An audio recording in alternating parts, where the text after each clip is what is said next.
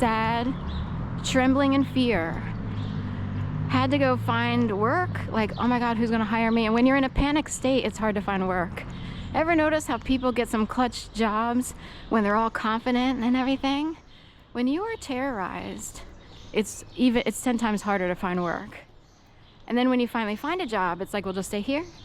So she acclimated to that job, and she was afraid to leave because there was a little bit of flexibility in terms of, I can take my kids to doctor's appointments. I can, she was present every single day. She was rarely sick, and she rarely took off. She was afraid to take off for appointments, but she knew she could. She was in a small office, and I think for her, the idea of moving out of that secure position was too scary. Can you imagine working for a place for many, many years, and because of a divorce, or, can you imagine with people pressuring you, saying, well, she should have a higher paying job. She should know better. She should know better. She should know better. And it's like, my mom was class act. She was high. She's passed away, which is why I'm using past tense, but a very high class person. Very kind. I can't believe how strong she was to put up with all this BS and these attacks of people who thought she was supposed to be someone else. Can you imagine raising your kids, telling them they have to be different than they are? Or telling your best friend, well, you need to be different. First of all, you need to be more sexy to keep your husband. You can't say that. Today, thank God, we have people saying, that's very, sexist to say. And also, a woman who was scared, SHITLESS, had no clue what to do. People who were helping saying, I guess you got to do this because, they sued for a divorce. Technically, you have to go. She had to learn a little bit of the court system. She had to do this all to appease their decision. Scared to death. Checked the bank account one day. Everything was emptied. Story is, my dad was switching money, and she actually was a chronic checker of bank account. She always checked her account because she was always like a taskmaster, very meticulous, if you will. She panicked, was like, oh my God, there's nothing in there. I'm not sure what to do. And she has 2 kids to take care of. That's pretty scary. And this was 1972. No one in 1972 knew what to do. Not where I grew up.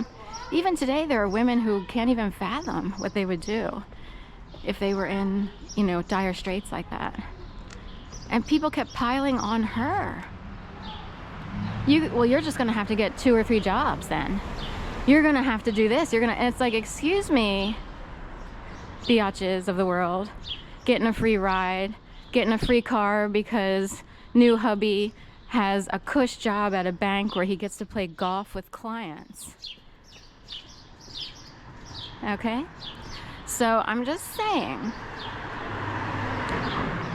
we have a mom who was stellar, especially considering she had a high school degree. She didn't have an advanced degree or anything. And very caring, very nurturing. She had no clue where to find a job with more income. She was afraid her comfort and sense of security was extremely disrupted. So can you imagine trying to figure out where to work and messing everything up? Like, she finally got everything settled. She needed to stay there. No one else had to change jobs. And even if one person had to change a job, they had the husband there to support them. We have 1 million people who are hypocrites and liars and cheaters and thieves. My mom was none of those. So the biggest happy birthday goes to my mother, who had to die, I believe, for this country. I actually believe that at this point in time. She passed away during the pandemic, not because of coronavirus, but I do believe there could have been an agenda at play. Because my mom passed away in July of 2020. My dad wound up with coronavirus, passed away December 2020, while living with his second wife for many years.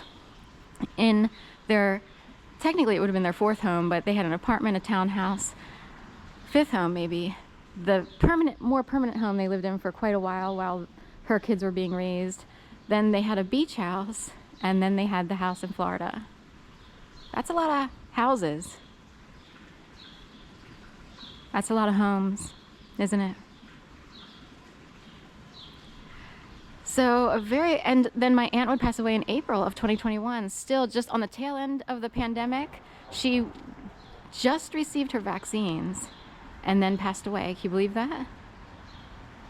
But the biggest Happy Mother's Day goes to someone who sacrificed everything to do as much as she possibly could within her means and within reason.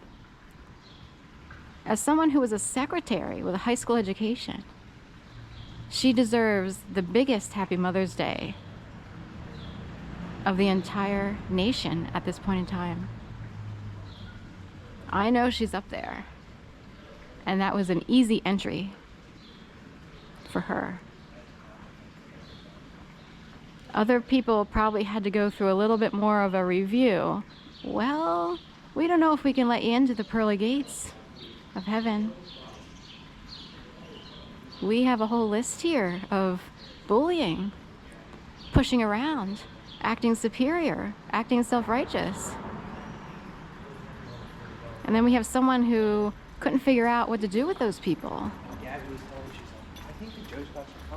So, Happy Mother's Day, Mom, deceased now for 5 years.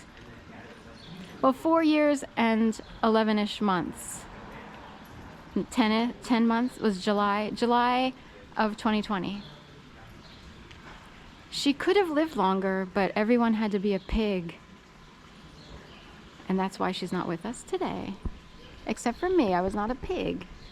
I didn't want to bother her with what occurred to me, but I found myself calling her a million times, desperate for help and just emotional support. And she gave it to me. So, Happy Mother's Day, Mom. I love you, I know my sister loves you, and I know her kids love you. You deserve gold and then some. Okay, thank you, love you.